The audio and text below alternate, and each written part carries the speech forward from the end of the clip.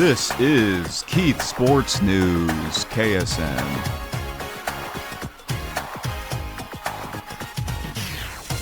Hello, WWE fans.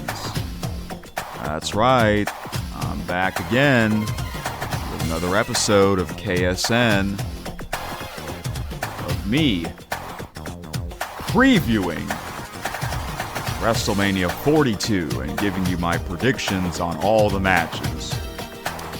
Yes. Happy WrestleMania weekend. Are any of y'all familiar with this music? Well, this is another old WrestleMania theme. Mainly in the New Generation era, which was from 1993 to 1997. That era. This was their WrestleMania theme. And look what I'm wearing. That's right. Referee shirt. It says SmackDown on it. And this is the old WWE scratch logo. Which I wish I can bring that back. Or actually, I wish I can bring this shirt back. This was during the Ruthless Aggression era from 2002 to 2008. Yeah. I know quite a lot of the history of WWE. Isn't that amazing? Someone that's only 24 years old, I know a lot of the history. And I didn't start watching it until 2017. Yeah, so like I said in the previous episode, which was supposed to be me previewing WrestleMania, that was supposed to be in yesterday's episode, but I got into talking about other sports, and I spent a lot of time talking about other sports that I was watching earlier this week, and then the episode it was like 50 minutes to an hour. And then I realized, okay, I'm running short on time. It's better if I save this. It's better if I do a separate episode of WrestleMania itself. But in the last episode, I did say that if you want to know how I got into the WWE, I did an episode from a whole year ago on how I got into the WWE. And that was from episode 33, a whole year ago. It's 2 hours. I was actually outside because I wanted to make it like a special episode. Here's what's kind of unfortunate. Hardly anyone... It only had 18 views. Only 18 views. No likes, but 1 dislike. Interesting. 1 dislike. Oh well. Oh well. Are any of you guys WWE fans? I don't think so. Oh well, I guess this episode is only for myself. But that's okay, I guess, so... Oh well, I mean, hey, this channel, I did mention in the last episode, this channel used to be a wrestling talk channel. Mainly old wrestling. I created this channel back in 2019. I think it was late July, and that was the beginning of me getting into watching old WWE. And I've been watching old WWE content ever since. Now, the current era that I'm watching is the the Attitude Era. Okay? Um, and there was another era called the Monday Night Wars. WWF at the time against WCW, another wrestling organization. They would have their Monday night shows at the same time. Monday Night Raw for WWF, that would be on USA Network. And WCW Monday Nitro on TNT. That era started in September of 1995. And I chose that era, okay, because I saw a documentary on A&E called WWE Rivals. After watching that documentary episode, that made me want to watch the entire era. And that's what I did. Or that's what I'm currently doing. September 1995 was the very beginning. And I've told this story before, but here I am telling it again. I started watching that in September of 2022. So 27 years later. Here we are in April of 2026. That means I'm in April 1999.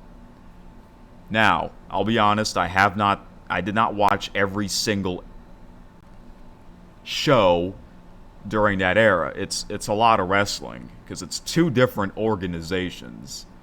Okay? But I watch at least one or the other every week.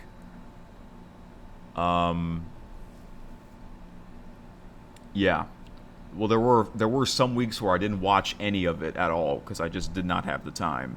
And I got into other things. But for the most part, monthly, I would watch old pro wrestling, WWF and WCW. So I did watch that old WrestleMania from 1999, which was WrestleMania 15. Okay. Yeah. I love it. I can't stop watching it. I love it. A lot of people, they watch TV shows, like a TV series. That's the TV series I watch. Old pro wrestling. Hey, some people, they watch old TV series, such as Seinfeld, or is it called Seinfeld? Is it Seinfeld or Seinfeld? I think it's Seinfeld, right? Hold on. Yeah, you're probably gonna make fun of me now. How do you spell that word? How do you spell that name? Seinfeld, not Seinfeld. Okay. My father's been watching a lot of that show, because that's a show people still talk about to this day. Some people like to watch The Office, another show that people still talk about to this day. That means those are great series. People, and what I'm watching is the Monday Night Wars era. People are still talking about that era. Okay? So yeah, that's in terms of a series that I'm watching, that's what I watch.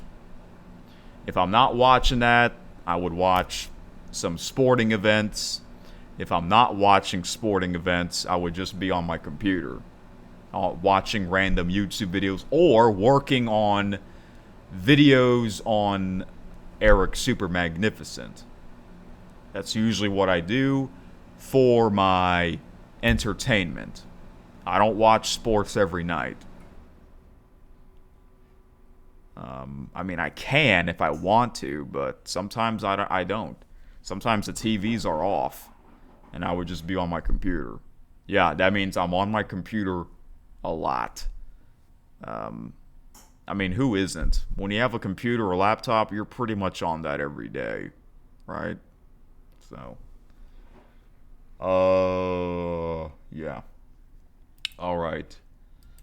So, Yeah, and ever since I started watching that old era, I love it.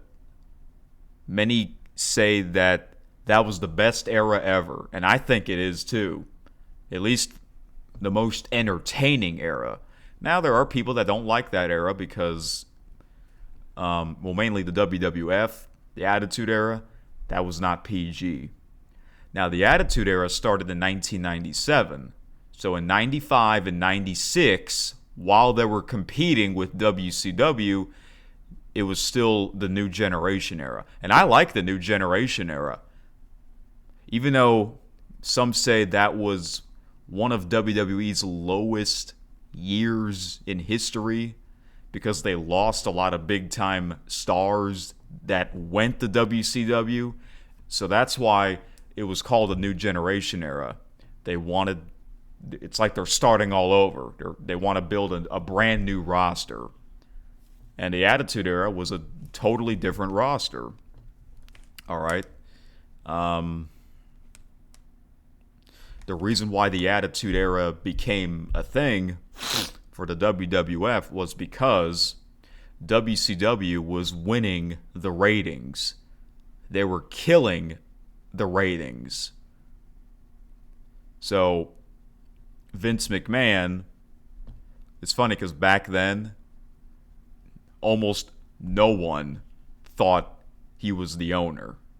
They thought he was just a commentator. And I like Vince when he was a commentator. I listened to his last few years as a commentator before he officially stepped down and became this authority figure on the Attitude Era, and that's how his feud with Stone Cold Steve Austin became a thing. And yeah, that's a rivalry that people still talk about to this day. There are a lot of rivalries in WWE.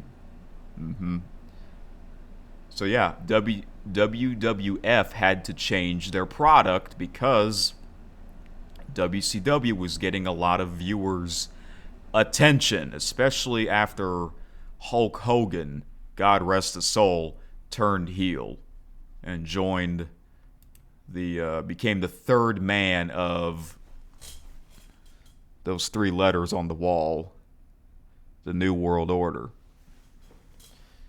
And by the way, this will be the 30th anniversary of the New World Order. That's when Hulk Hogan turned heel. Bash at the Beach, July 7, 1996. People will talk about that forever. Yeah.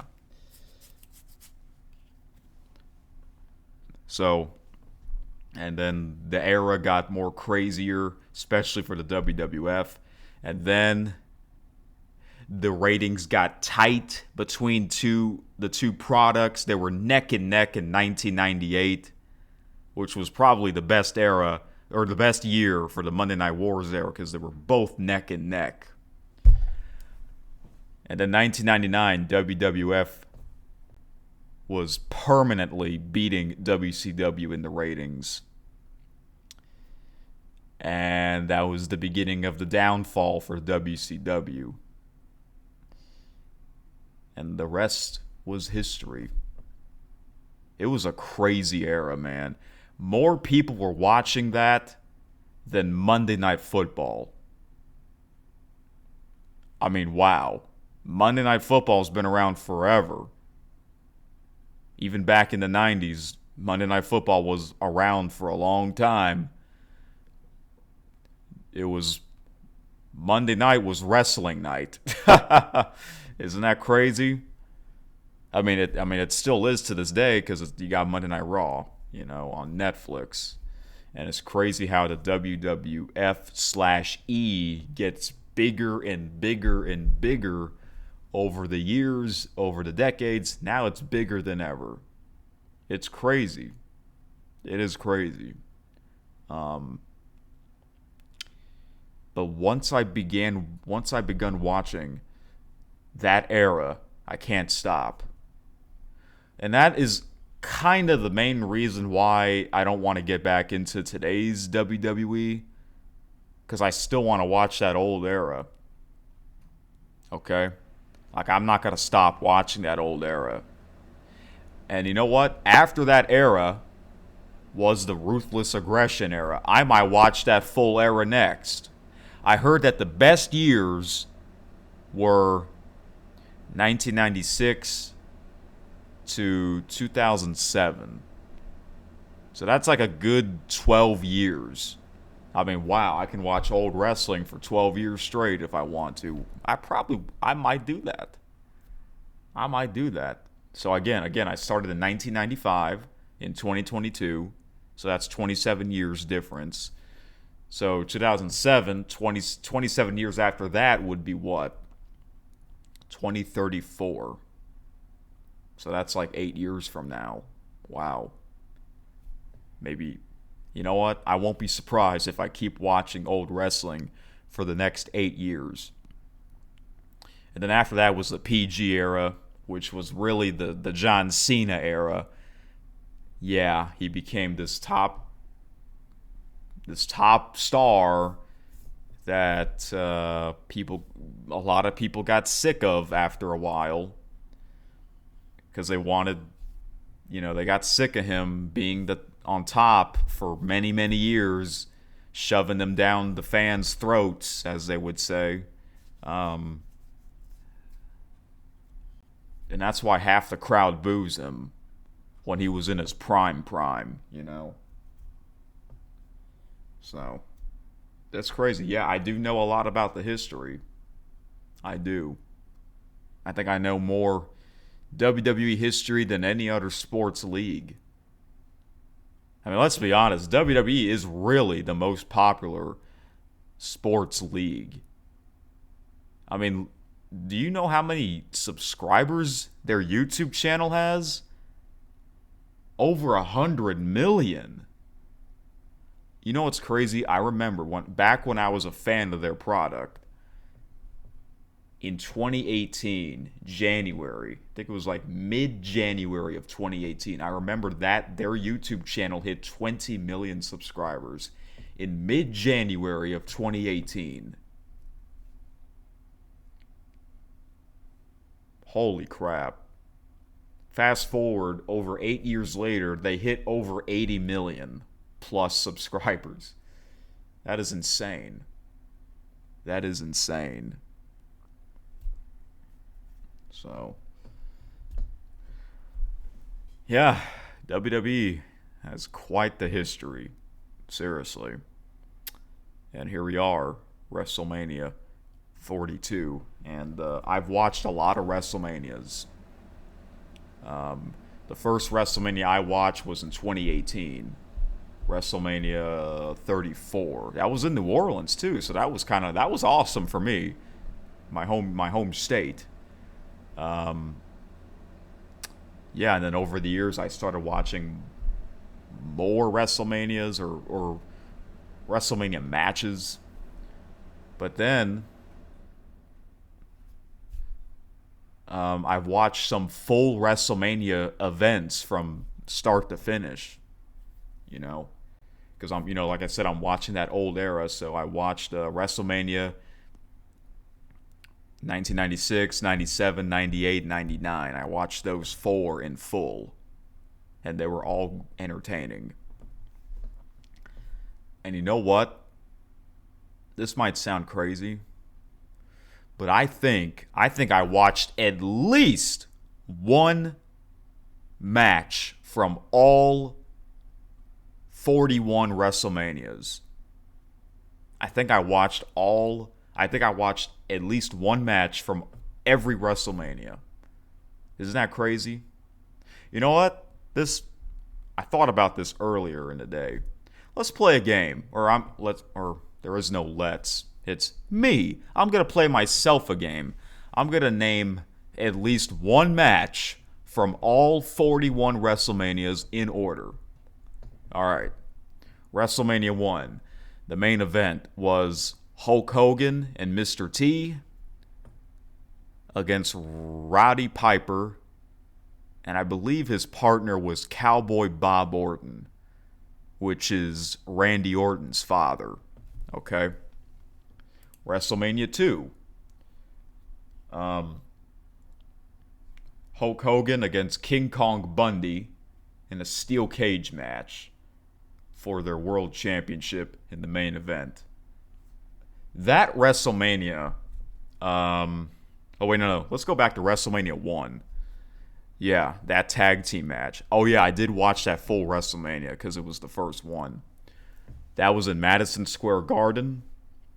Pat Patterson was the referee, the man who created the Royal Rumble.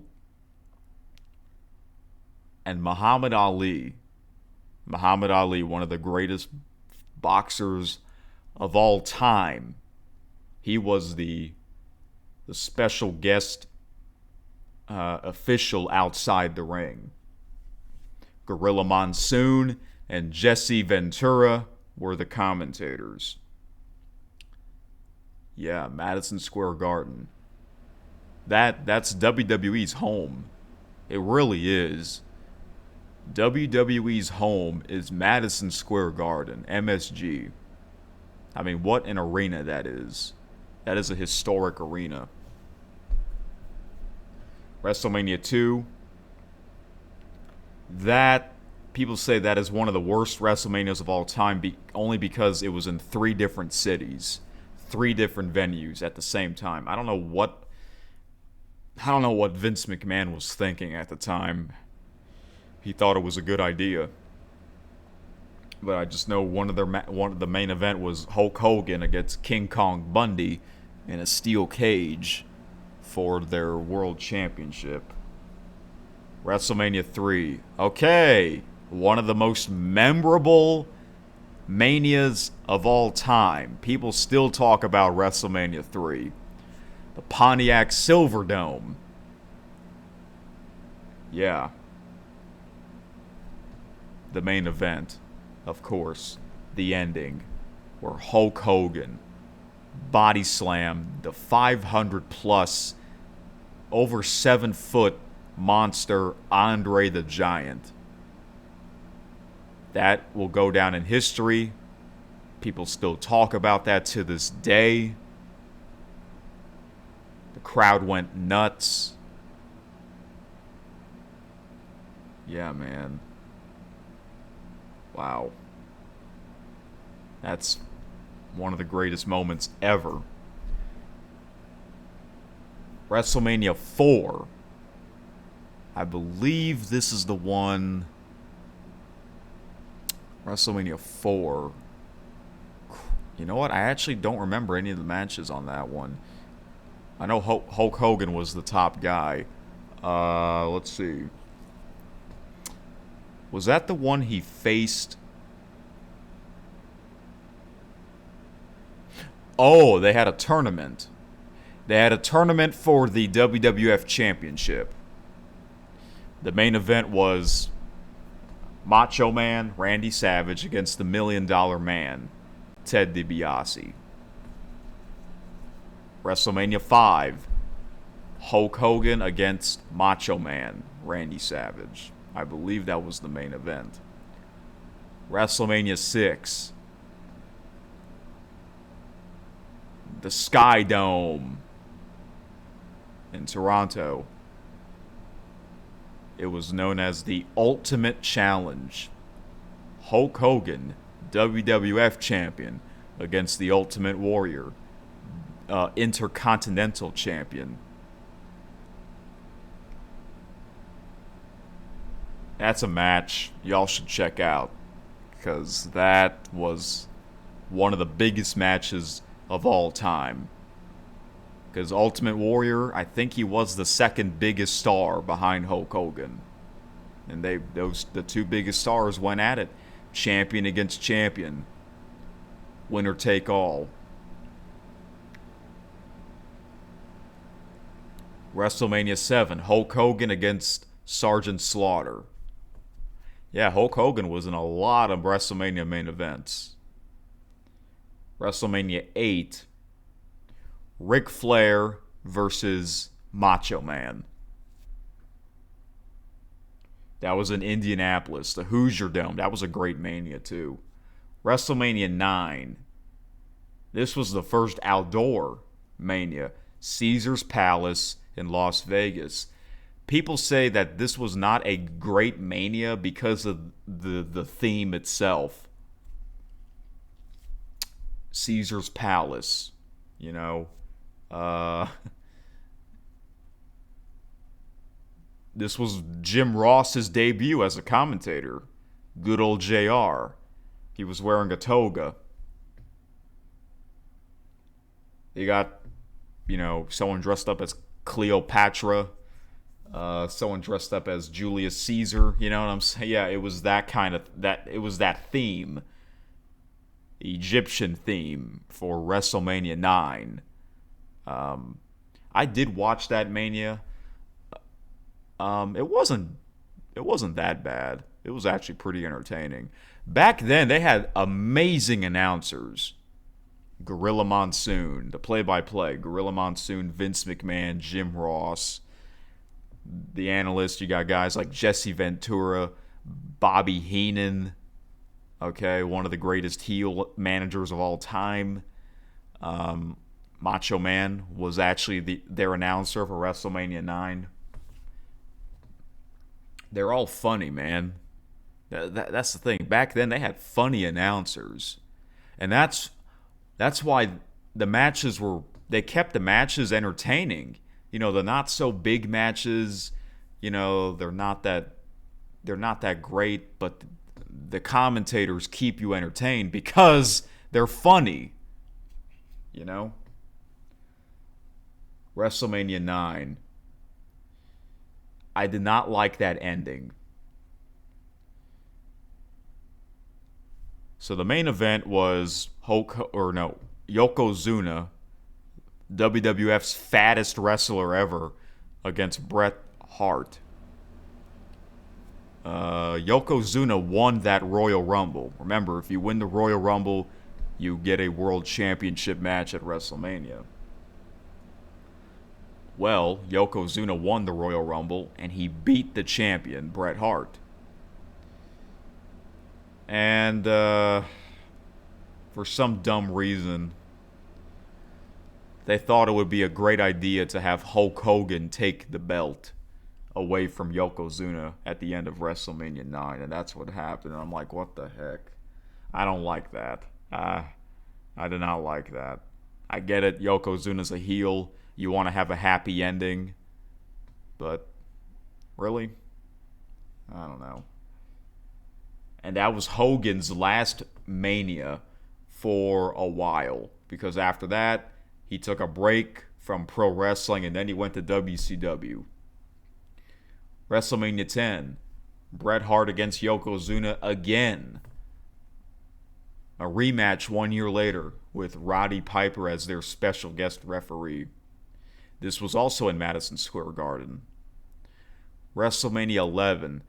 Now, some say this was not a great Mania. And I mentioned that... Well, I mentioned this a while ago.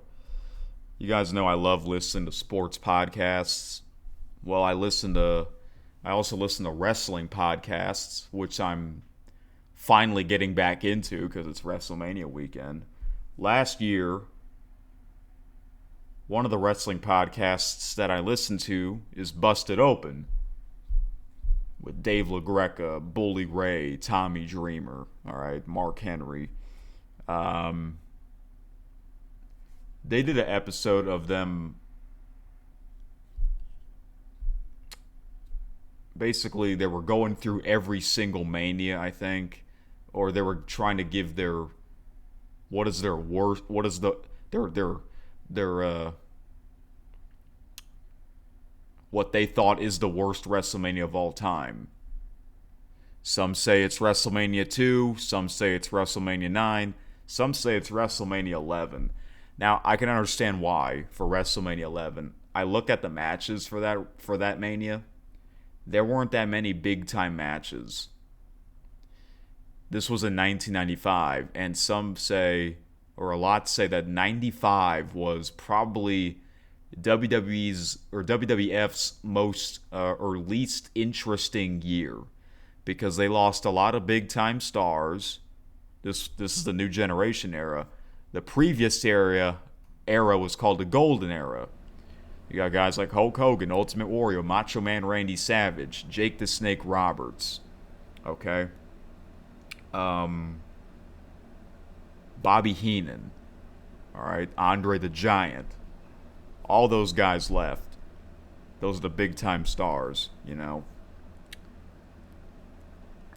So 95, WrestleMania 11, Shawn Michaels against Diesel for their championship. And that wasn't their main event. You know what their main event was? Bam Bam Bigelow against Lawrence Taylor. Lawrence Taylor, former NFL player for the New York Giants. Like, what? You put a football player in the main event of WrestleMania? Yeah. WrestleMania 12. This was a much better Mania in Los Angeles. Bret Hart against Shawn Michaels in a 60-minute Iron Man match for their championship. Yeah, they were wrestling for 60 minutes.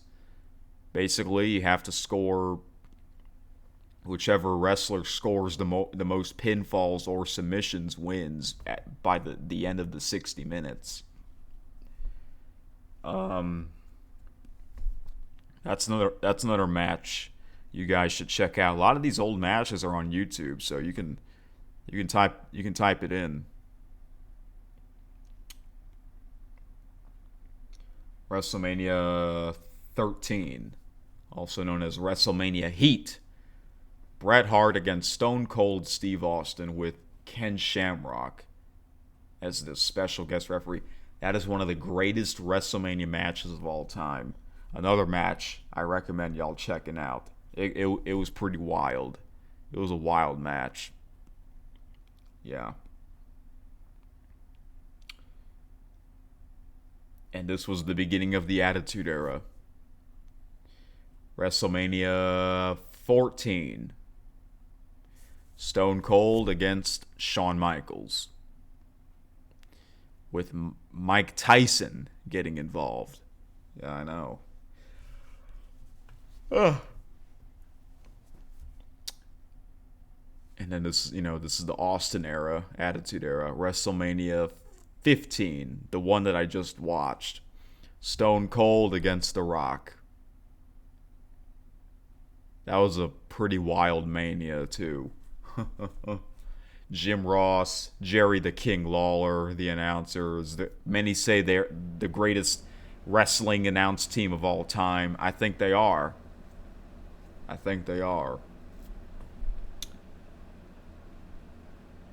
WrestleMania 16, also known as WrestleMania 2000. So I will watch that Mania next year. I believe I did watch a few of their matches already from a couple years ago.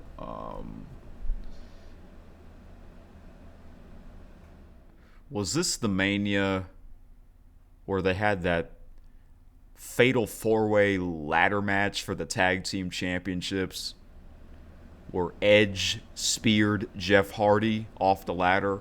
Or was that at WrestleMania 17 in 2001? I don't remember exactly.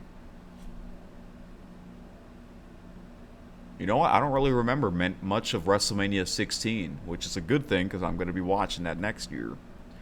WrestleMania 17, Stone Cold against The Rock again.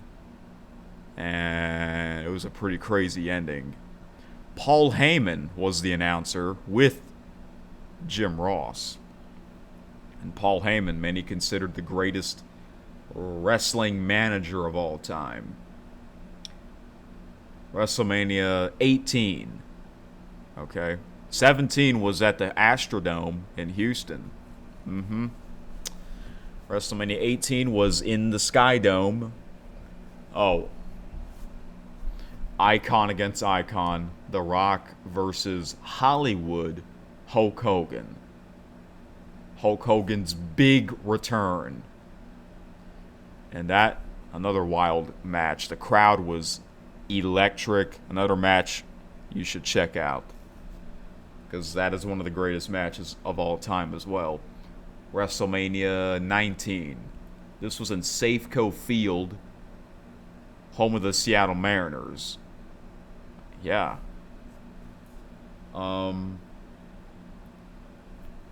Brock Lesnar versus Kurt Angle. This is the beginning of the Ruthless Aggression era.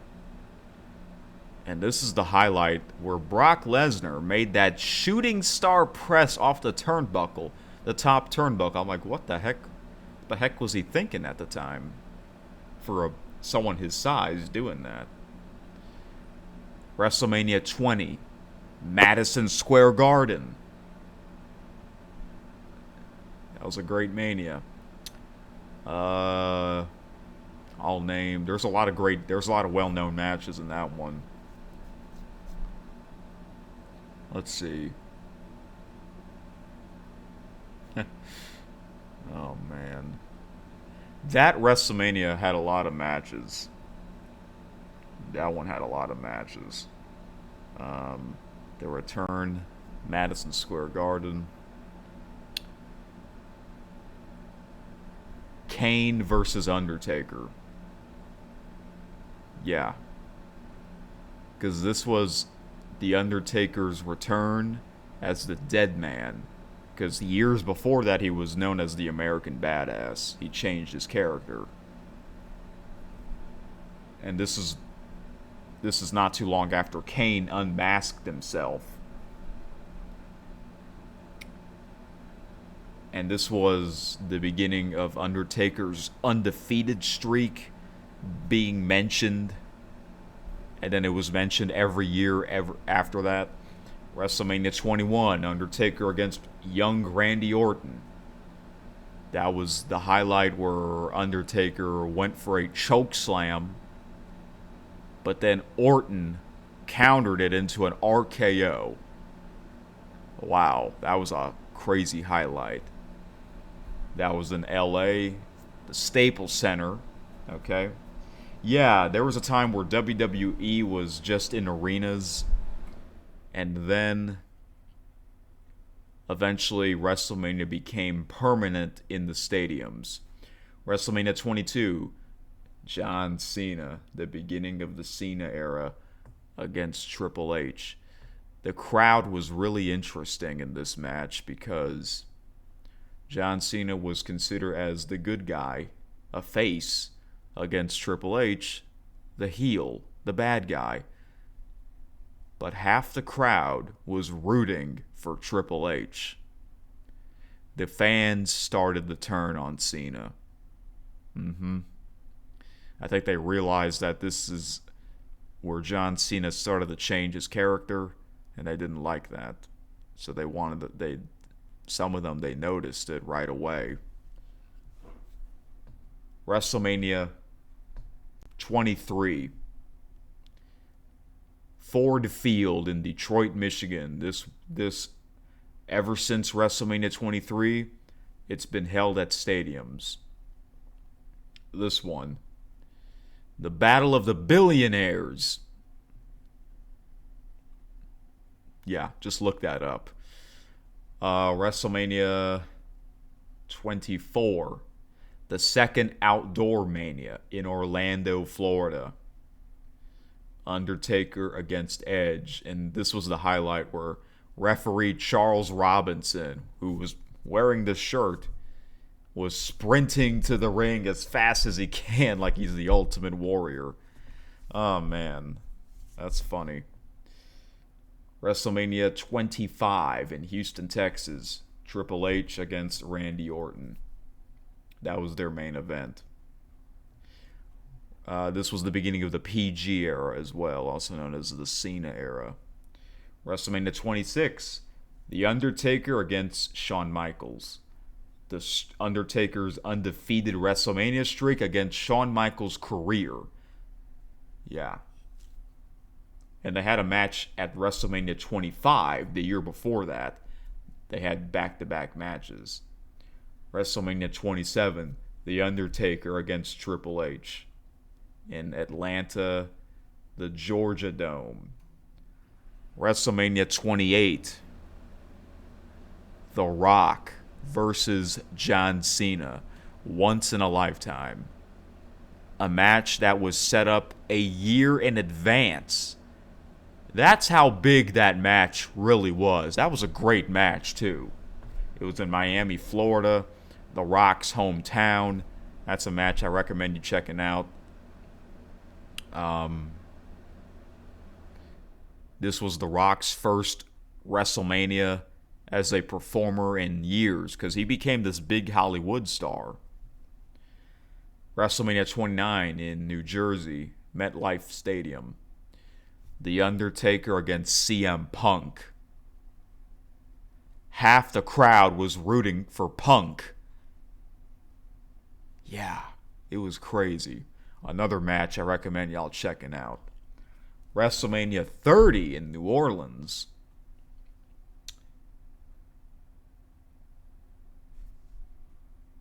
The main event. Randy Orton versus Batista versus Daniel Bryan. And the cool thing was it was a happy ending after a previous match that had a sad ending. I think if you know what I'm talking about, you know. WrestleMania 31 in Santa Clara or San Francisco, California, in Levi Stadium. The ending. That was one of the best WrestleMania endings ever. A cash-in happened. Money in the Bank. Seth Rollins. He cashed in his Money in the Bank contract.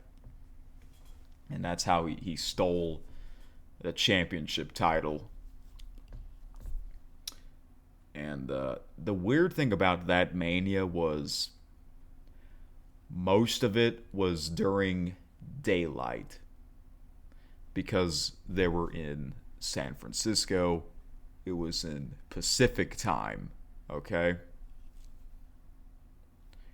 Yeah, that's the problem when you live in Pacific time. These big events, they start early. Yeah. WrestleMania 32 in AT&T Stadium in Dallas. The shortest match in WrestleMania history.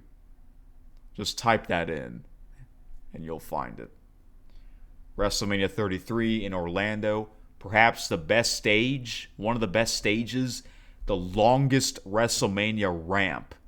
It was a very, very long ramp from the stage to the ring.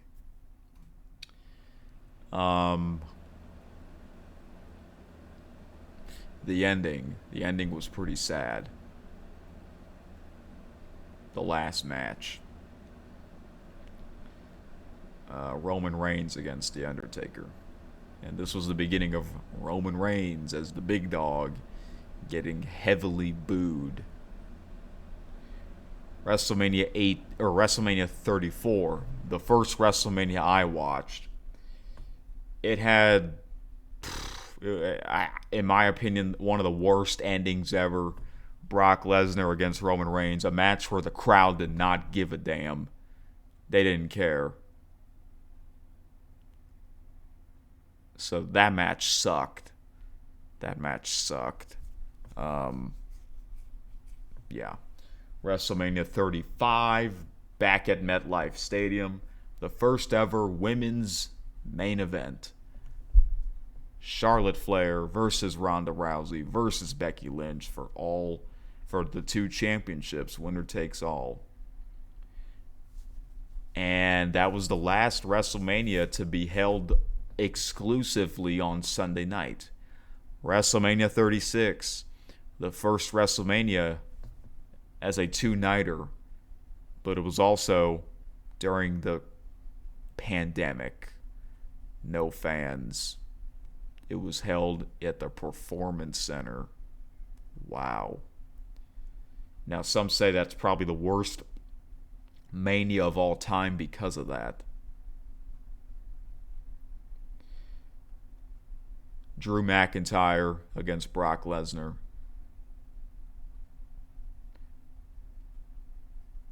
Drew McIntyre won the Royal Rumble that year. And it was so weird watching that Mania because no fans. It was so quiet. WrestleMania 37 in Raymond James Stadium in Tampa. The first WWE event post-COVID to have fans, but it was a limited capacity. Okay? But they had some fans, so that was great. The ending, Roman Reigns against Edge against Daniel Bryan. This was the beginning of Roman Reigns as the tribal chief. No longer as the big dog. Back when he was the big dog, he wrestled in his vest, but when he became the tribal chief, he took his vest off. WrestleMania 32, AT&T Stadium. Stone Cold against Kevin Owens. That was a pretty funny match. Yeah, Stone Cold's first match in forever. And Kevin Owens was just making fun of the guy.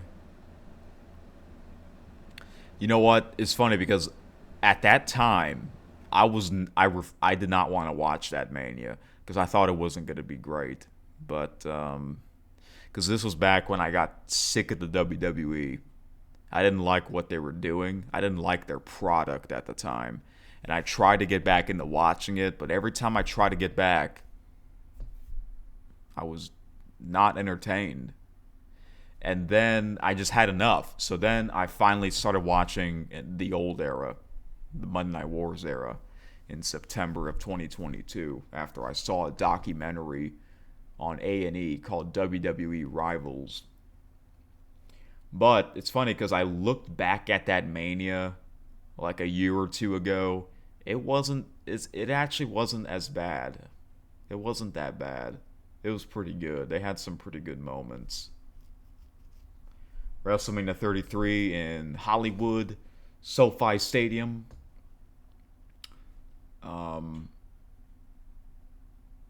Brock Lesnar against Omos, this giant 7-footer.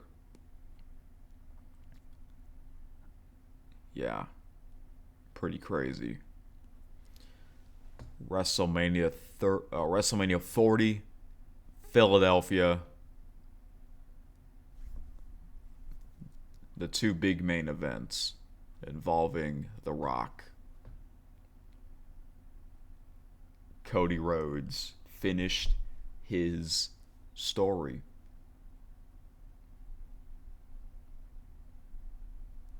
Roman Reigns, his historic title reign came to an end. You know, something like that may not happen for a long, long time. Yeah. That was a great Mania. I did watch. I don't remember if I watched that live or not. I don't remember, but I remember watching some of it at the time.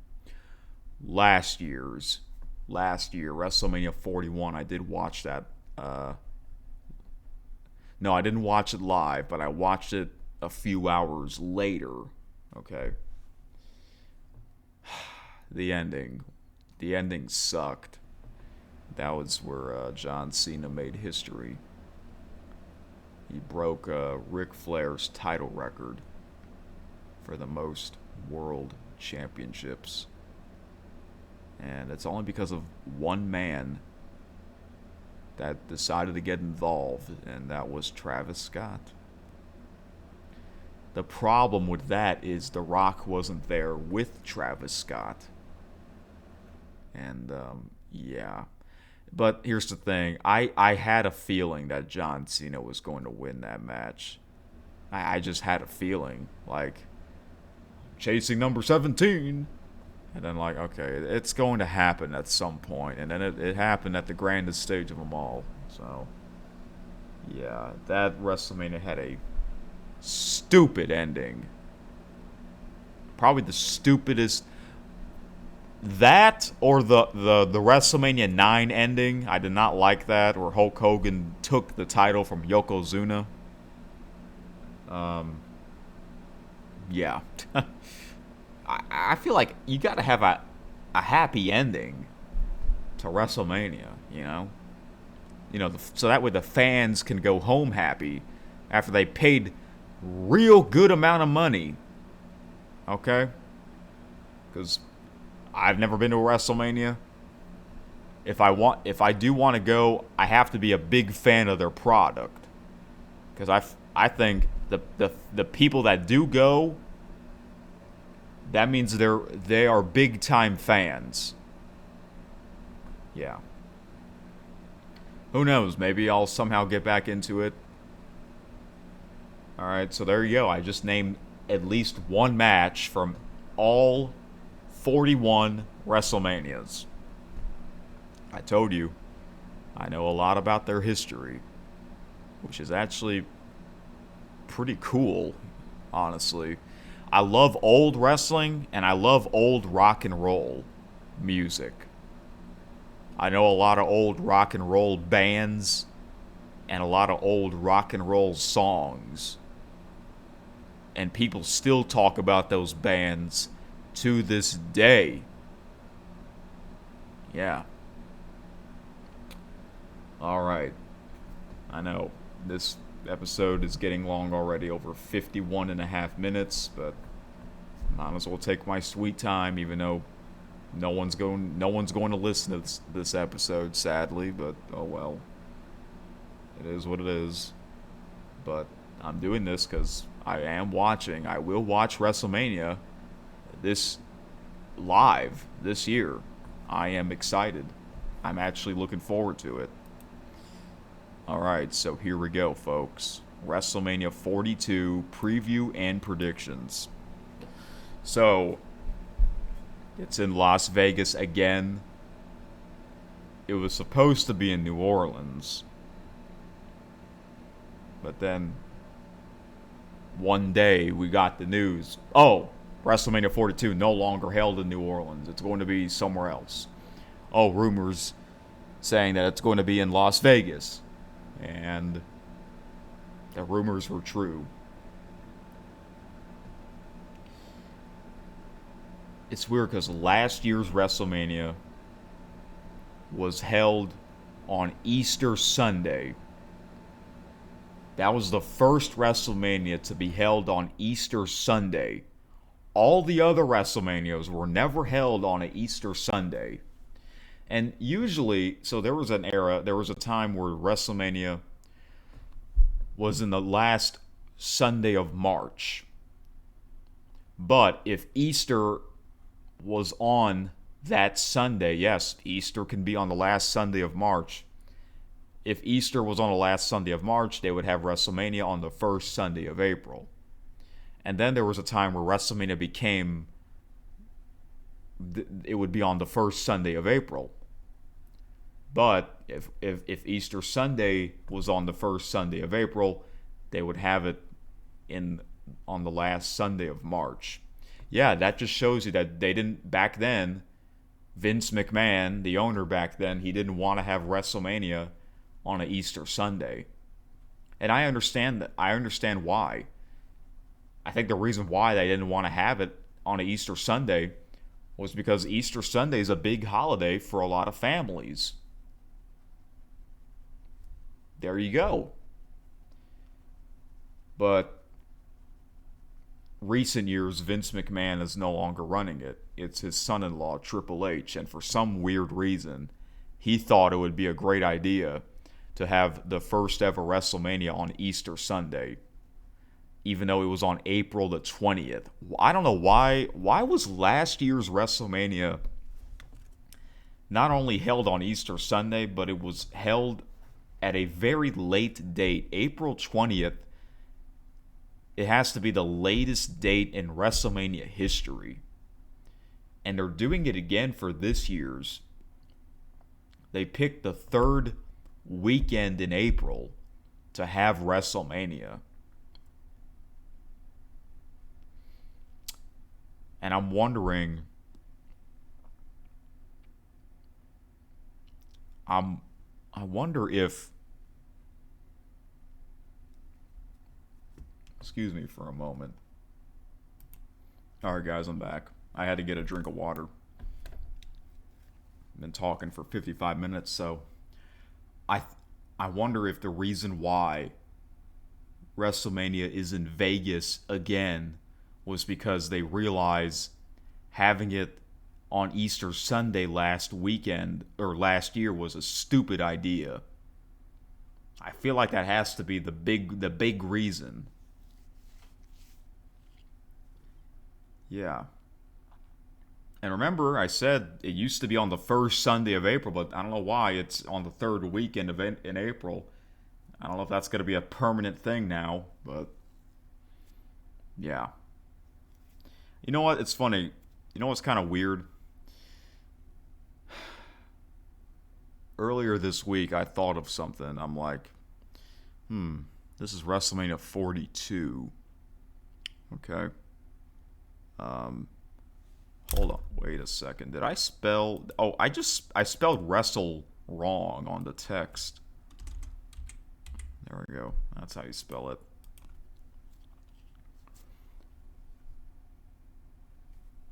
They could have had this Mania in Los Angeles. Why? Because it's the 42nd WrestleMania. And what happened a couple of days ago? Jackie Robinson Day, number 42.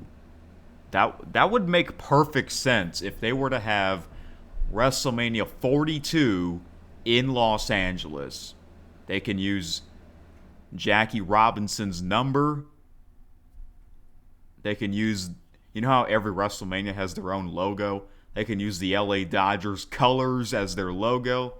That would honestly be kind of cool. But it would have to be, I guess, last weekend before Jackie Robinson Day. I don't know. They could have had it last weekend, but I don't know why. Maybe, I guess Vegas had something going on that weekend. But I didn't mind waiting because I'm not a big fan of the product. But at the same time, I'm interested in checking it out. So here we go. Before I get into my predictions or the matches, I was on WWE's YouTube channel. And if for those of you that know, they have compilation videos, also known as the WWE playlist videos. And that is where you can watch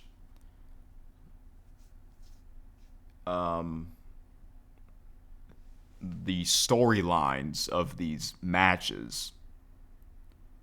They would call it the Road to WrestleMania. They would show these clips in order of the storyline of their upcoming WrestleMania match. So that's what I watched. And I was entertained.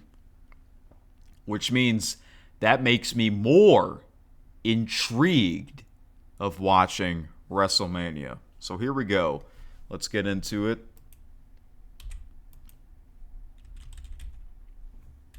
Can't believe it's already been a whole year since last year's. Yeah, I wonder if Travis Scott's going to show up and ruin it again. Ruin the ending.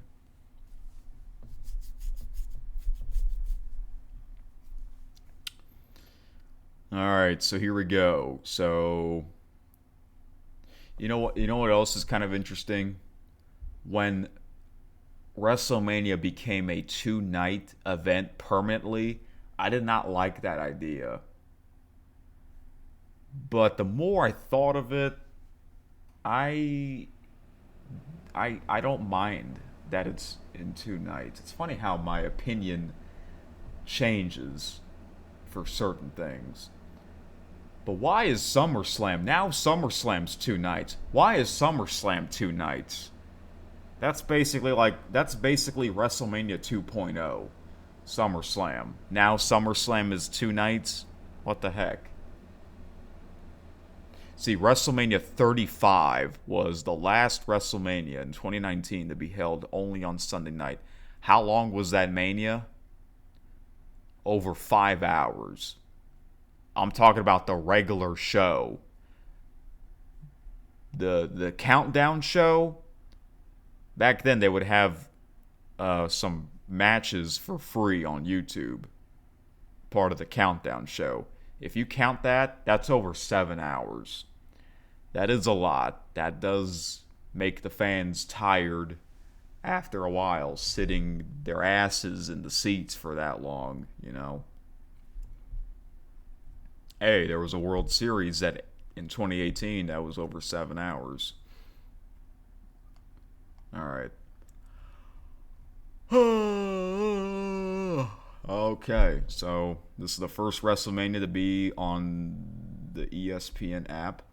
And I heard that night one, Saturday night, they'll have 1 hour of it. Oh, yeah, it'll say right. Okay, I'm looking at it right now. All right, here we go. The WrestleMania will be on the ESPN app in the United States and will air live on ESPN's linear channels, with the first hour of each night simulcast on ESPN2 and ESPN respectively. I wonder why they're doing that. Because they didn't do that for their other previous premium live events on the ESPN app. Another question is, it's only on the ESPN app for viewers in the United States. All other viewers outside the United States, it's on Netflix. So why can't it be on Netflix for USA viewers? I mean, hello, you got Monday Night Raw on Netflix for everyone in the world. Now they got some of WWE's library on Netflix after it left Peacock, which I still wish it's on Peacock because Peacock had it all. But Netflix does not have it all. You know, I mentioned that I like watching the Monday Night Wars era. Well, WCW, Monday Nitro, they had all the episodes of Nitro on Peacock, but now it's not on Netflix. So I can't watch every episode of Nitro if I want to. And that honestly sucks. That honestly sucks for the new fans, or the old time fans.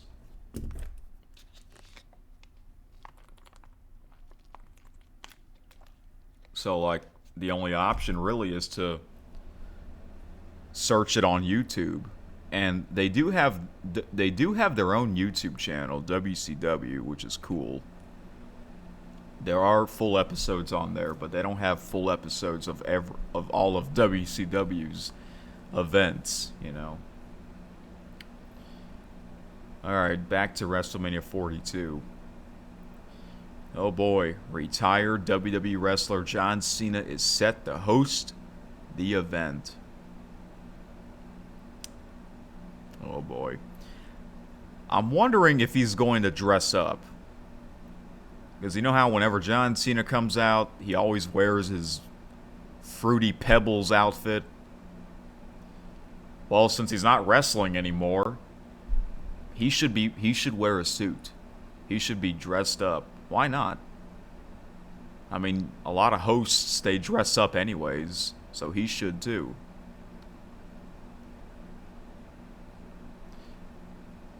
Yeah. Let's talk about real quick on John Cena. I know last year was his final year, his retirement tour. I gotta be honest, throughout his retirement tour, it kind of sucked. It got kind of stale for me, and I say that because I was never a John Cena fan in the WWE. I never really liked him in the WWE. But they could have made his retirement tour better than what they did. And I was hoping he would bring back Thugonomics. Thugonomics was back when Cena was a heel, but he was a funny heel, you know. but he never brought back Thugonomics on his retirement tour, so that was a damn shame. I wonder if he's gonna dress up. We'll see. All right.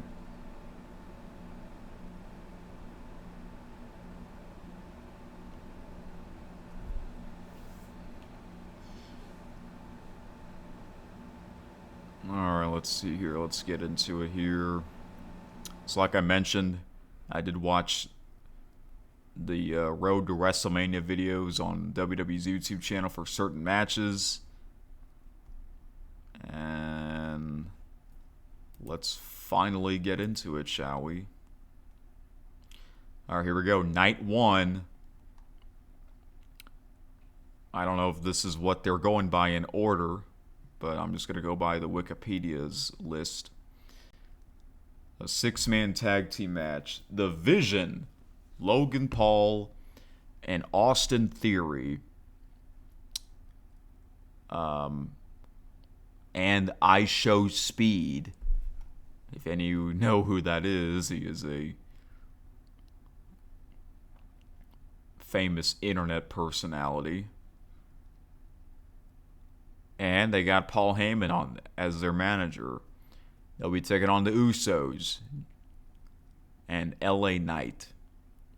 I saw the video where LA Knight, he invaded I Show Speed's home while I Show Speed was live streaming. That was kind of funny.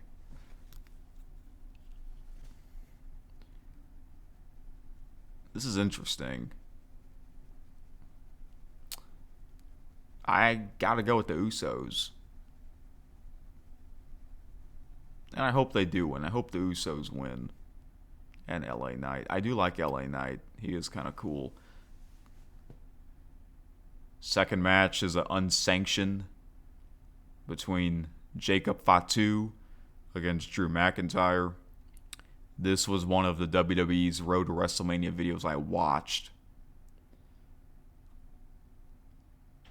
I think Drew McIntyre is a heel and Jacob Fatu's a face. This might be a crazy match. I'm hoping Drew wins. And I think he will. I feel like Drew should win this match. But it'll be interesting. I think it'll be a great one. Next is a singles match for the Women's World Championship. Stephanie Vakir against Liv Morgan. I'm not familiar with Stephanie. I'm familiar with Stephanie McMahon. But not this other Stephanie. But she's their champion. Taking on Liv Morgan. Liv Morgan's a well-known female wrestler. And I'm going to pick Liv. I'm going to pick Liv to win. I think she is a face. I think Liv Morgan's a face. Next is singles match for the Women's Intercontinental Championship. Yeah, there's more titles now because the rosters are bigger than ever. So I guess it makes sense why they introduced a Women's Intercontinental Championship. It's funny because back in the old days of pro wrestling, women's wrestling was not that big. Women's wrestling is huge now. It's really good. AJ Lee against Becky Lynch. I am really interested in this match because I did watch that video, the story of AJ Lee versus Becky Lynch at the Road to WrestleMania. I think this will be a great match. The thing is, AJ already beat Becky a couple of times. So I'm wondering if Becky's going to win. AJ Lee is their champion. It's funny because this Becky Lynch is kind of crazy the way she talks. She's married to Seth Rollins. AJ Lee's married to CM Punk. I'll be rooting for AJ. By the way, she looks the same. When AJ Lee, from over 10 years ago, she looked the same. Something tells me that Becky's going to win. And I'm going to I'm going to go with Becky, but I'm going to be cheering for AJ. Next is a fatal four-way tag team match for the women's tag team championship. Wow, we have 3 women's matches in night 1. Fatal four-way. Okay, the Irresistible Forces. Nia Jax against Lash Legend. Okay, so they are the tag team champions. Taking on Charlotte Flair and Alexa Bliss. Bayley and Lyra Valkyria. And the Bella Twins. The Bella Twins are in this match. Okay.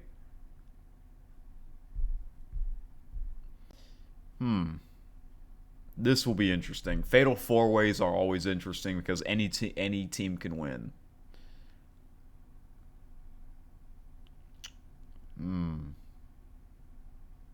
Meaning that the chances are the championship title will change hands is pretty high. Because the champions don't have to get pinned or submitted to lose the championships. Honestly, it would be kind of funny if the Bella Twins win this match, which I don't mind. I don't mind them seeing them winning it. I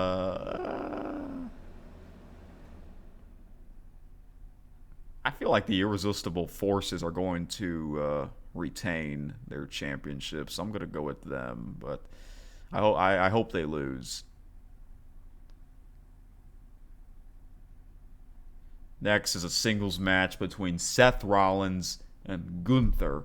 Oh man, Gunther is one of the most hated wrestlers right now because he retired John Cena.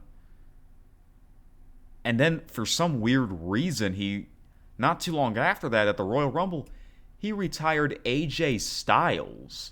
What?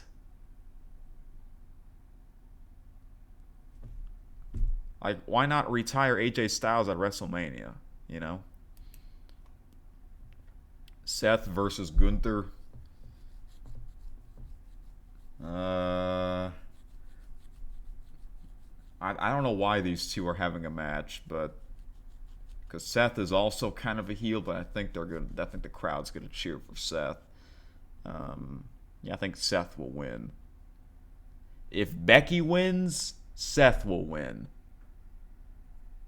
Yeah, I'll put it that way. And then the main event of night 1 for the WWE Undisputed Championship between Cody Rhodes and Randy Orton with Pat McAfee. So, Randy Orton, didn't he win the Elimination Chamber? Yeah, he did. He pinned Cody to win the Elimination Chamber match. And there was a random episode of SmackDown where Cody Rhodes beat Drew McIntyre to win the Undisputed Championship. Excuse me. Yeah, Drew McIntyre was the former Undisputed Championship earlier this year. And then Cody Rhodes beat him on a Friday Night SmackDown episode. And that video got a ton of dislikes. You know something's wrong when a video gets a chunk of dislikes or a lot more dislikes than likes. And then I'm like, oh man, I get it, Cody Rhodes is a big time star, but are they gonna start shoving him down the fans' throats now like he's the new John Cena or something? Yeah. I wish it was Randy Orton against Drew McIntyre. That would have been a more exciting matchup, in my opinion. But here's what's interesting. Pat McAfee is involved. It says if Orton loses, McAfee will leave the professional wrestling industry permanently. Now, I'm not a big McAfee fan. I find him obnoxious, but I know I'm not. I know I'm not the only one that thinks he's obnoxious. Um, I didn't really like him very much when he was a commentator with Michael Cole, and then he became this star, this big time star on College Game Day. You know, the early morning college football show on Saturday. Yeah, Pat McAfee joined, and I dislike him even more on there because it's like he's stealing the spotlight from Lee Corso. I get it, Lee Corso was way past his prime, but it's like, okay, is Pat McAfee the host? Is he taking over or what? And it's interesting because he has the most popular sports podcast radio show. It seems like he can get whoever he wants on his show as a special guest. But I'm not a Pat McAfee fan, but I prefer him in the WWE instead of College Game Day. But he randomly made a return and he turned heel. And so I might like Pat McAfee now in the WWE because he's always been a face. But him as a heel, I might like him even more. There are certain wrestlers where I like them a lot more when they were, for example, a face instead of a heel. And there are other wrestlers where I like them when they were a heel a lot more than a baby face. Yeah. But some, they're great at both. Like I've always liked Randy Orton when he was a face or a heel. Okay, but now he's a heel. It's been a while since he was a heel. Okay. So Randy Orton's looking to make history by winning his 15th world title. And I hope he does win. But again, listen to this. It says if Orton loses, McAfee will leave the professional wrestling industry permanently. So that, to me, that gives me an idea on who's going to win this match. So that means McAfee's going to leave forever? He's never going to come back? No, I find that, no way. That can't be true. You know what? There's a chance. I think half the crowd is going to root for Orton. They want Randy Orton to win world title number 15, even though he's a heel. I think half the crowd, at least, will cheer for Orton. Because I bet there are some fans where they're getting kind of tired of Cody Rhodes being the champion again. I am going to cheer for Randy Orton. I like Cody, but he's, I feel like it's time for someone else to be champion. You know what I'm saying? Like, I wish it was still Drew McIntyre. Randy Orton has to win. He has to win this match. And I think he will. So let's go Orton.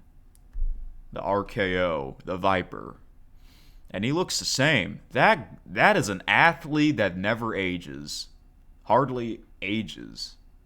He's 46 and he still looks the same from at least 10 years ago, 15. 20 years ago he had hair, but he had like the same looking face,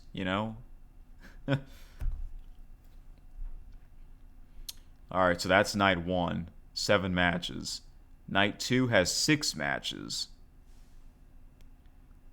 Before I get to these predictions, I got a notification from Google that apparently there was a match that got canceled. It was Asuka against Io Sky, I believe. I think one of them got injured. And they said that they were afraid that WrestleMania would be too long of an event with that match on the card. Even though it's split split into 2 nights. But yeah. Okay. Night 2. Oh, this is a very intriguing match for sure. Oba Femi against Brock Lesnar. That is going to be a heavyweight showdown. Of course, Brock Lesnar has quite the history. Oba Femi is this big man that came out of NXT, and I don't know much about him because remember I don't follow today's product, but I watched their Road to WrestleMania video, and I was like, wow, this is going to be an amazing match. Hopefully, Obafemi's Nigerian. He's a big dude.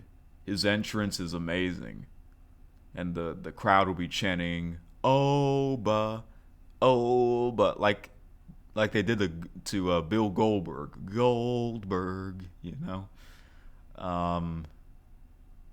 Yeah.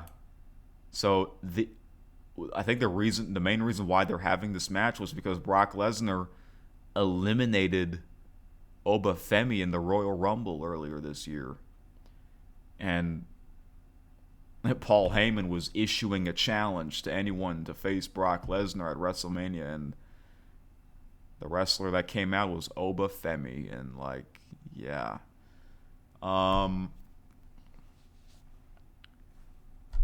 See, how old is Oba? Oba's 27, and Brock is 48.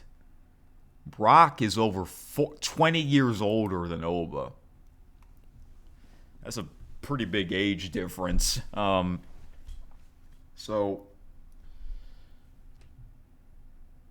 I think the crowd's going to be rooting for Oba.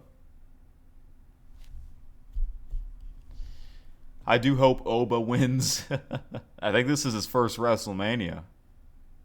Can you imagine your first WrestleMania, you go up against Brock Lesnar and you beat him?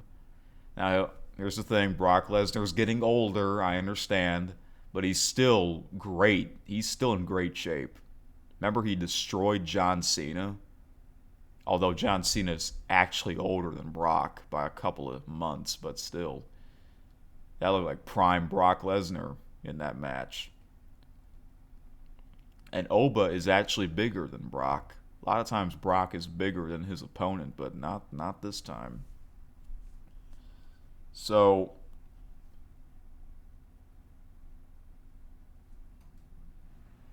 this is a coin flip.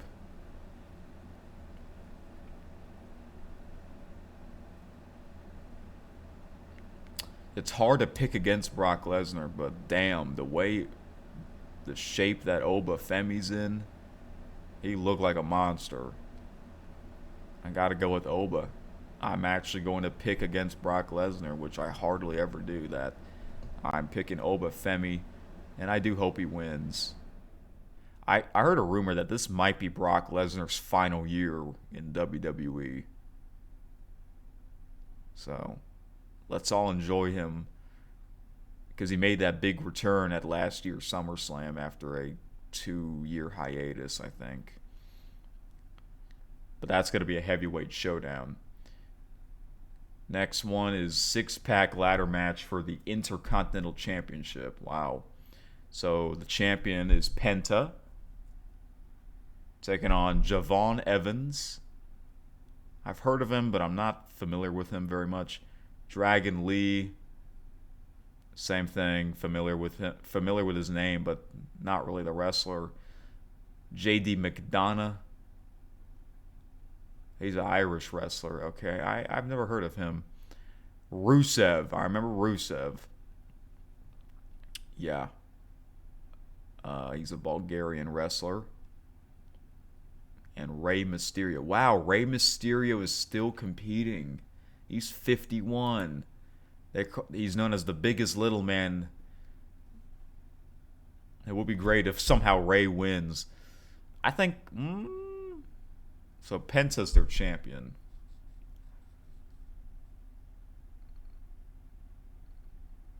I'm going to go with Dragon Lee because he's also a luchador, just like Rey Mysterio.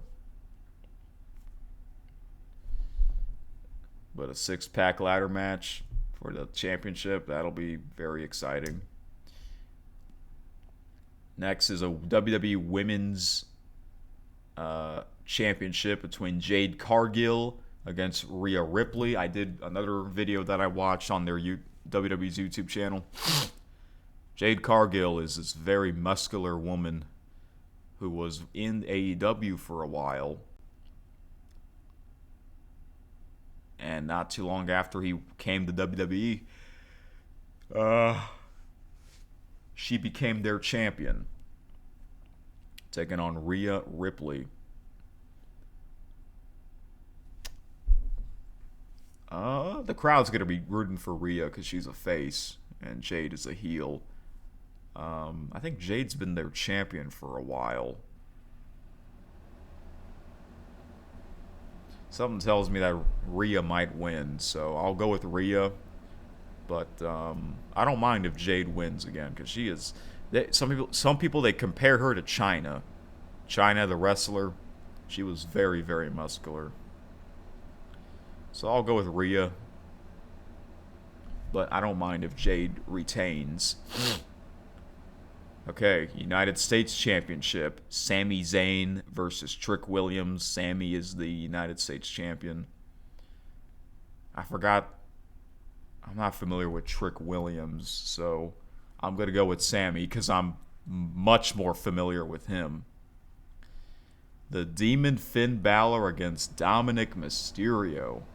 It's funny because these two were in the same team. They split up, and now they're going to go at it. I remember last year Dominic became the Intercontinental Champion.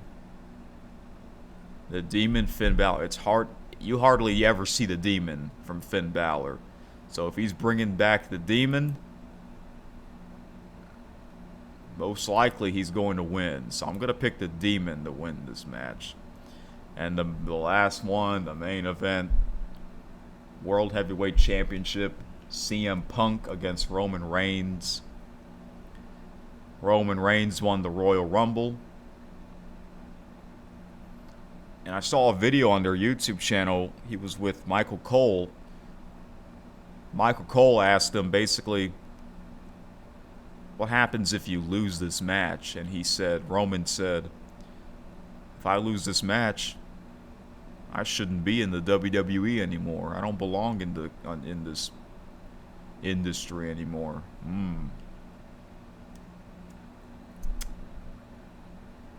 I like Roman Reigns. I like the Tribal Chief. But I also like CM Punk. I think CM Punk just won their championship not too long ago. So I'll cheer for Punk. If AJ Lee wins, CM Punk's going to win. But I did pick Becky Lynch to win. Because remember, CM Punk is married to AJ Lee, and Seth Rollins is married to Becky Lynch in real life. Here's the thing. Roman Reigns lost at last year's WrestleMania. I pretty much watched all of Roman's WrestleMania matches. He has never lost a match at WrestleMania back-to-back years. He's never lost back-to-back years. So, I guess it's finally going to happen. I have Roman Reigns losing back-to-back WrestleMania matches, and it's hard to pick against Reigns. But I'm going with CM Punk, also known as the best in the world. I don't know if does he still call him that? Does CM Punk still call himself that? I know he did in the early 2010s. And there you have it. So a total of 13 matches. So that loud-ass bird, yeah, it's almost 5 a.m., folks. But that's okay, because it's Saturday. I don't have work. Which night card is better, night 1 or night 2? I think night 1 has more interesting matches to me. Night 1, I'm really looking forward to Jacob Fatu against Drew McIntyre, AJ Lee against Becky Lynch, and yeah, I'm interested in the Fatal 4-Way. I think that'll be great for the Women's Tag Team Championship, and of course, Cody Rhodes against Randy Orton.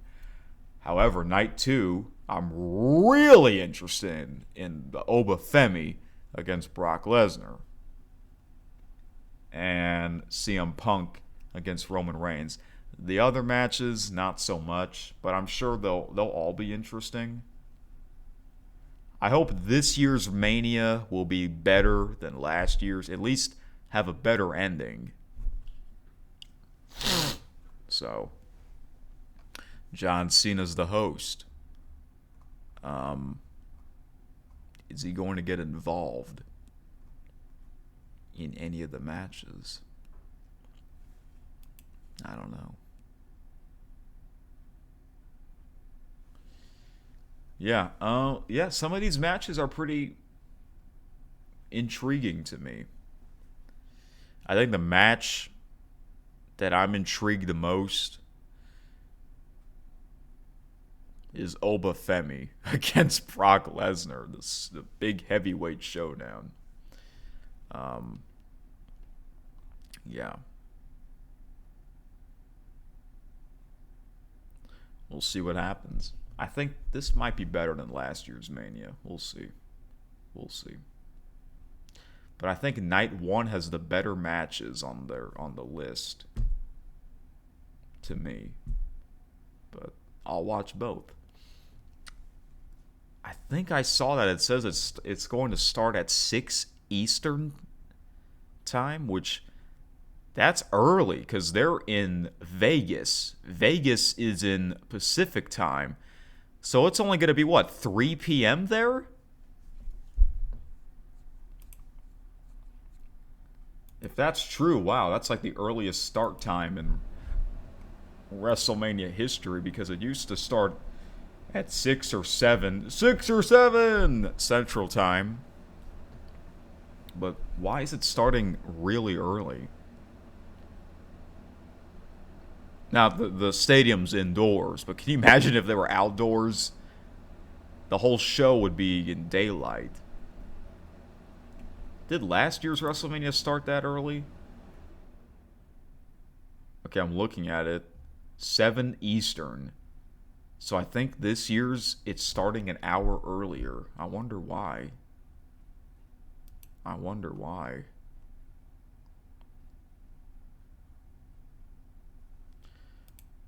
So, yep. Yeah, WrestleMania, here we are. So I'm going to watch it along with another YouTuber. He will live stream himself watching it. His name is Tyrone Magnus, one of my favorite YouTubers. He's going to watch it. And he doesn't like John Cena. So I'll have to see his reaction on John Cena, the host. Oh, yeah. And he loves the old wrestling like me, so. But he got back into watching it, so good for him. And, yeah. And I saw that the WWE's YouTube channel, their countdown show will start at 2 p.m. So I think their countdown show's 3 hours. Wow. That's crazy. Both nights. And then after WrestleMania, they'll have the post-press conference, which those are pretty entertaining as well. The last thing I watched in the WWE, the last event I watched was... I did not watch the Royal Rumble. I was going to, but I got really tired that day. I slept like all day, and it was in Saudi Arabia, so yeah. And next year's WrestleMania will be in Saudi Arabia, so that's going to be weird. I wish it was in the UK. They should host it. The UK, the United Kingdom, should host a Royal Rumble and a WrestleMania, but instead it's Saudi Arabia. I did watch some of the Elimination Chamber. So yeah, I think that was the last event I watched. Even though I wasn't really into it very much. Yeah, but I think I'll be pretty into this year's Mania. I think I'll be more into it than last year's. I think this year's will be better. I mean, it's got to be. You're in Vegas back-to-back years, you know. All right. Who knows? We might get some surprises. You never know sometimes, even though some websites they leak the results, you know, or what's going to happen. So, yeah, I am interested, and it's going to be interesting, man. So,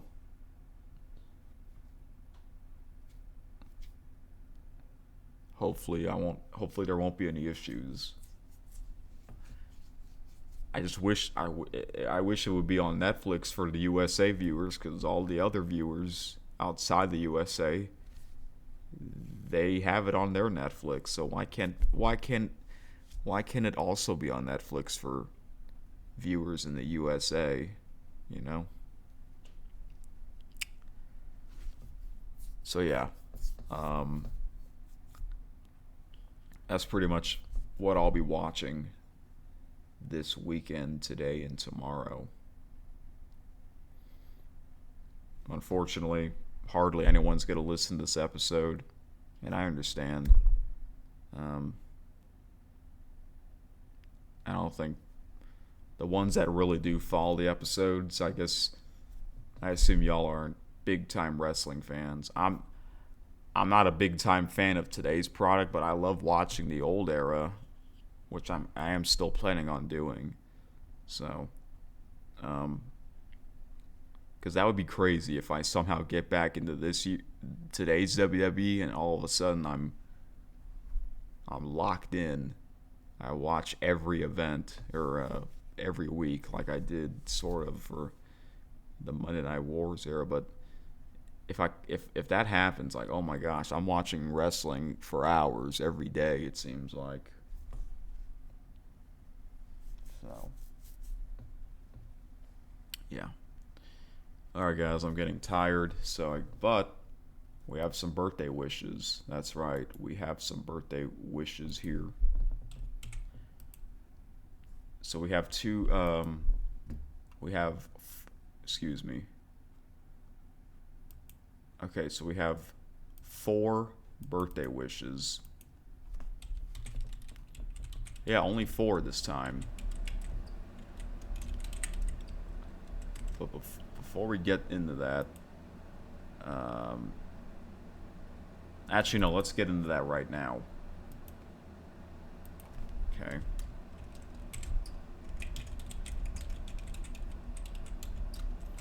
So, because I did an episode yesterday, so I did happy early and today's birthdays. So for this episode, I can do happy birthday, today's birthday, and tomorrow's birthday. So the first happy birthday for today is baseball player, or former baseball player, Venezuelan, and that is Miguel Cabrera. Miguel Cabrera. So, Miguel Cabrera. Get a drink here.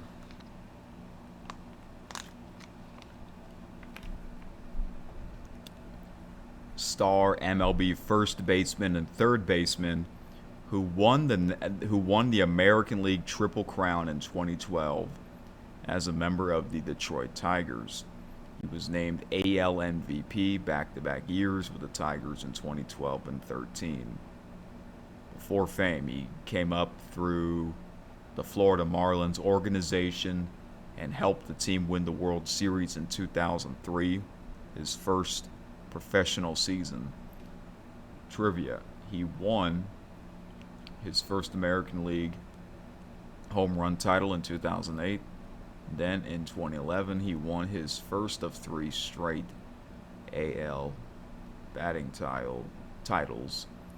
Family life: he married Ross Angel Cabrera in 2002, and the couple have 2 daughters and 1 son together.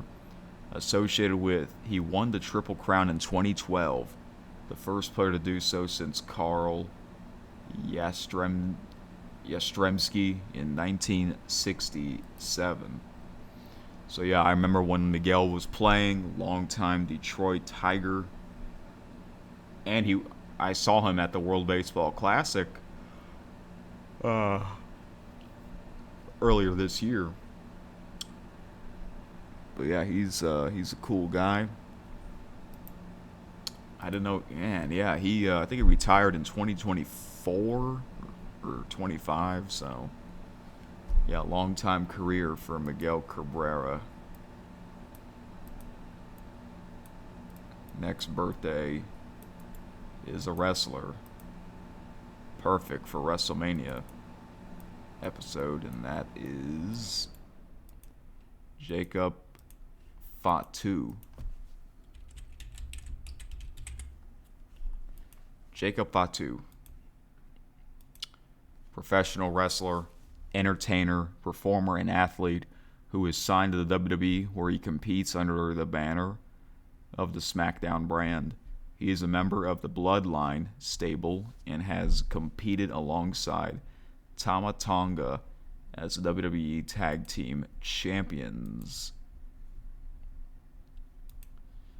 Before fame, from 2013 to 2015, he competed in the California-based independent promotions. Trivia: he signed with Major League Wrestling in the year 2019. He headlined WrestleManias, MLW, that stands for Major League Wrestling's first ever pay-per-view event on Saturday night. Per fight, he stands 6 feet 2 inches tall and weighs close to 280 pounds. On January 13, 2024, at Battle in the Valley, Fatu made his New Japan Pro Wrestling debut, teaming with Shota Umino and Fred Rosser in a winning effort against Team Filthy. Okay. Family life: his father is Sam Fatu, Rikishi is his uncle, and his cousin is Jey Uso. Okay, yeah, another Fatu associated with. He has defeated Johnny Gongaro in the ring. Yep, that is what a family. That Samoan family where you got Jacob Fatu, the Uso brothers, and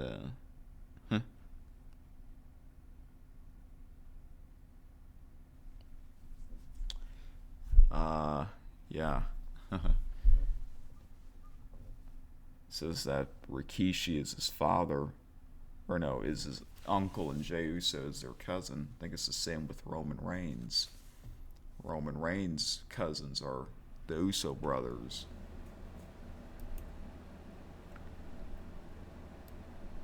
Alright, 2 more birthdays, so now we're going to get to the happy early birthday.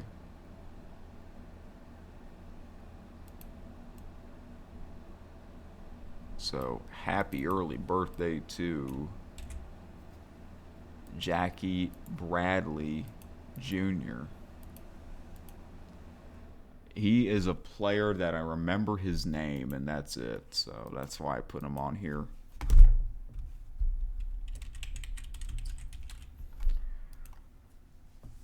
I don't know if he's still playing. He's 36. He'll be 36 tomorrow. Prince George, Virginia. MLB outfielder who was selected 40th overall in the 2011 MLB draft by the Boston Red Sox. He won World Series titles with the Red Sox in 2013 and 18. Okay. Before fame, he played college baseball for the most of South Carolina and was the 2010 College World Series Most Outstanding Player. Before fame, he earned 3 walks and 2 concerns in his MLB debut. Family life, his father, Jackie Sr., was named after the Soul manager, Jackie Wilson. Associated with, he played on the 2013 World Series Championship Boston Red Sox team alongside World Series MVP David Ortiz, also known as Big Papi.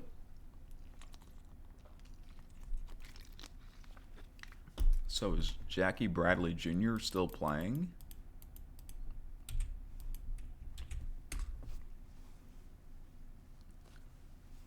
Okay. Nicknamed JBJ is an American professional baseball outfielder for the Indianapolis Clowns of the Banana Ball Championship League and sports broadcaster.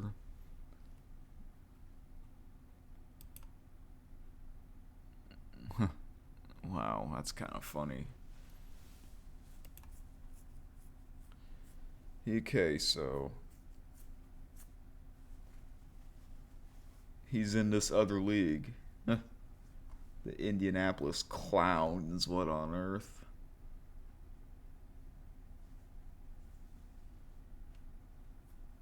Okay. One more birthday, and that is...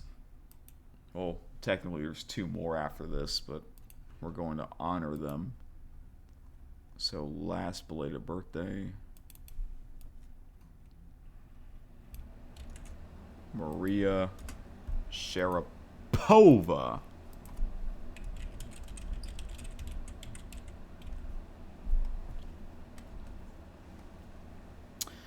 Tennis star who became the first Russian to win a Grand Slam when she defeated Sarah Arani at the 2012 French Open.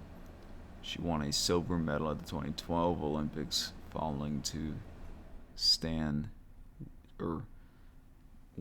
Williams in the final. Before fame,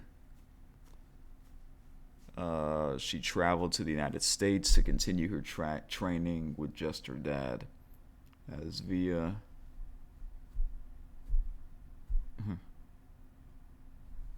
excuse me. Okay, so yeah, I'm getting tired. Before fame, she traveled to the United States to continue her training with just her dad, as visa restrictions made it so her mother couldn't come over until 2 years later. Trivia: she was only 18 years old when she first reached the top of the WTA World Rankings and was suspended for 5 months after testing positive for a banned substance in 2016. That loud ass bird. Okay, family life. She's the daughter of Yuri and Yelena Sharapova. In July 2022, she gave birth to a baby boy named Theodore with fiance Alexander Gilks.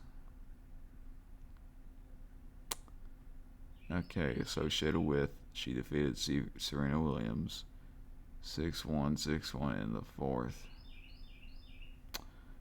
Yeah, 2004 Wimbledon final. So Maria Sharapova, she's known for having like the loudest grunt.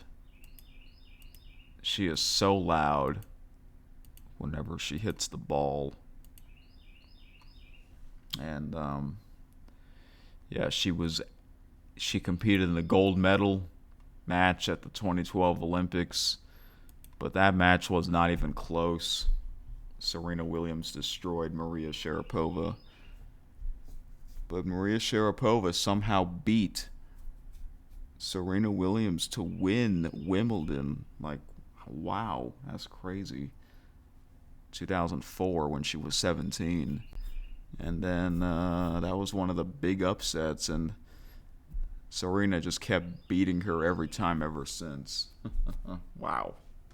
One-sided rivalry.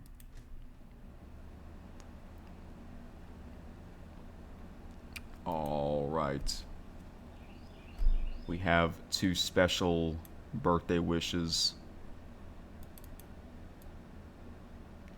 And those people are, excuse me,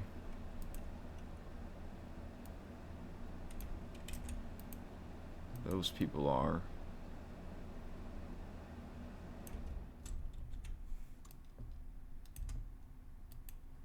okay, yep, here it is.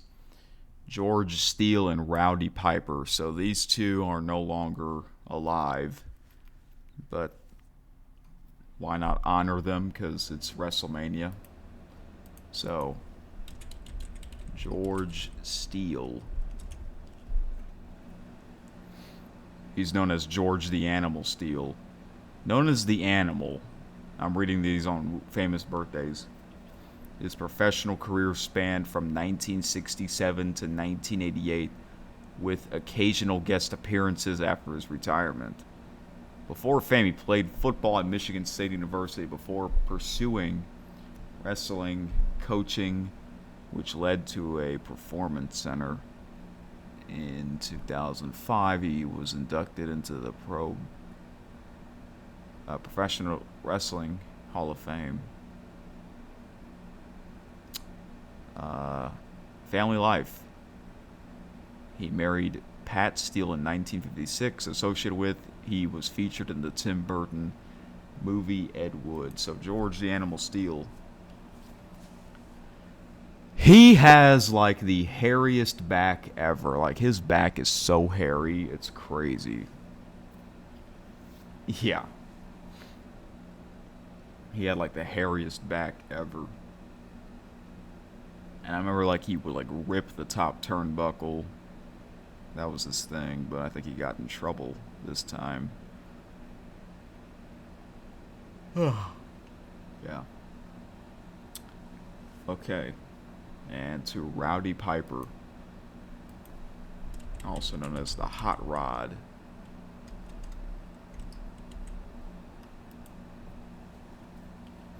Oh, he was born in Saskatoon, Canada. Known as Rowdy Roddy Piper, he was one of the World Wrestling Federation superstar in the 1990s. He always played a deranged professional wrestler called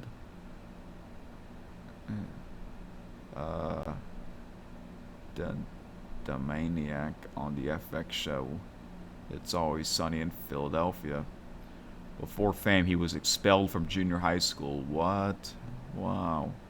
Trivia, he was born in Canada but played up his Scottish heritage inside the ring. He was entered into the WWE Hall of Fame in 2005. He is also known for starring in the cult classic 1988 film by They Live. Before family life, he had 4 children with Kitty Toombs, whom he married in 1982. Associated with, he had a well publicized that might be our only option, but yeah. Hot Rod. He was a crazy wrestler that talks crazy on the mic. And the way he moves like crazy is funny. Yeah, Hot Rod. He's pretty entertaining. And that is how Ronda Rousey got the Rowdy nickname from. So, yeah, just want to wish those happy birthday.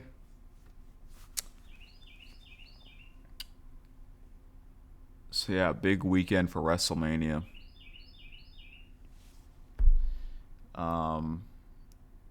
They also had the Hall of Fame, which always comes on very late. I guess it's pre-taped after what SmackDown had. And look at him sailing. Oh, excuse me. I'm tired now and itchy. So yeah, they had the Hall of Fame, which was at a late time, but I'm pretty sure it was pre-taped. Let's look at the Hall of Fame inductees. Shut up, bird. What the heck?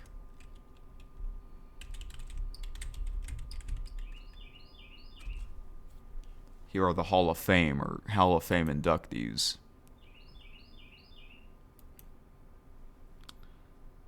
And those people are Stephanie McMahon. Yeah, Stephanie McMahon, who is married to Triple H, who is the COO of the company. Oh, she's going to be inducted by her mother, Linda McMahon. Awesome.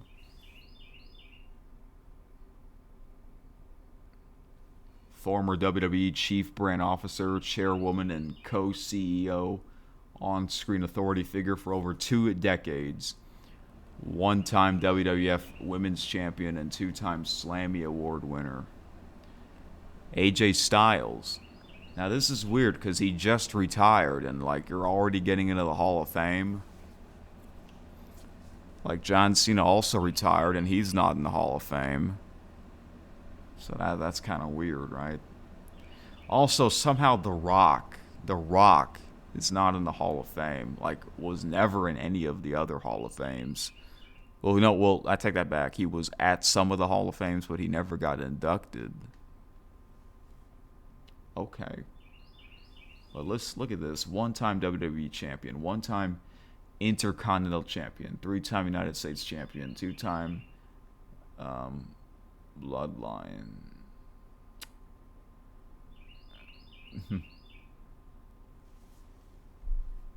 So AJ Styles will be inducted by Luke Gallows and Carl Anderson. I remember those two guys in a tag team.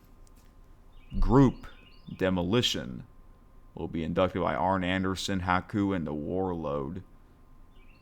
3-time and longest reigning WWF Tag Team Champions. Celebrity Dennis Rodman, inducted by Kevin Nash and Sean Waltman.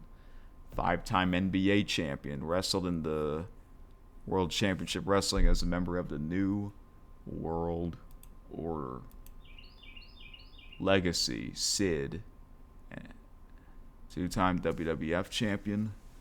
2-time WCW World Heavyweight champion. 1-time WCW United States champion. It's kind of sad because it's like they waited until his death so he can be in the Hall of Fame. And Bad News Browns.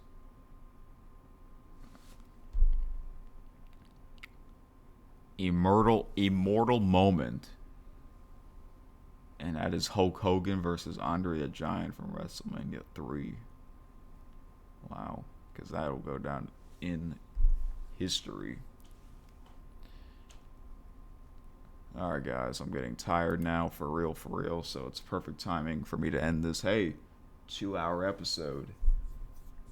Even though I'm pretty sure no one's listening to this, because by the time you see this, WrestleMania will be just like a couple hours away in that giant ship. Alright. Yep. Playing this music. Getting ready to sign off. So yeah, guys. Happy WrestleMania weekend. I know I don't do episodes very much of me talking pro wrestling because I don't watch today's product. But I'm looking forward to WrestleMania. Enjoy WrestleMania 42. Hopefully it'll have a much better ending than last year's. And I'll be back either Monday or Tuesday. See you then. This has been KSN.